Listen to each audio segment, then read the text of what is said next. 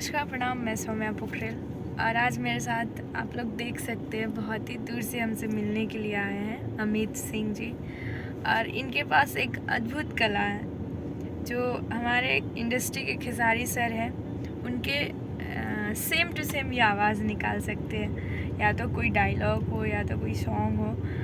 तो मेरा कहना यही है कि आप लोग सब लोग इनको सपोर्ट करिए। और बहुत एक बात आपको बता दे रही हूँ, इंडस्ट्री में काम करने के लिए आसान नहीं है, बहुत हार्ड है। तो आप भी बहुत मेहनत करिएगा।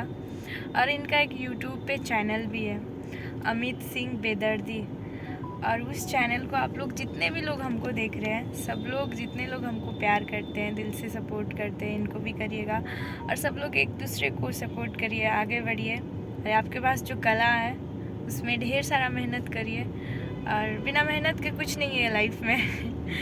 आपके पास कला है, अगर मेहनत नहीं करेंगे ना तो वो कला कोई काम का नहीं है। तो आप ढेर सारा मेहनत करिए, आगे बढ़िए।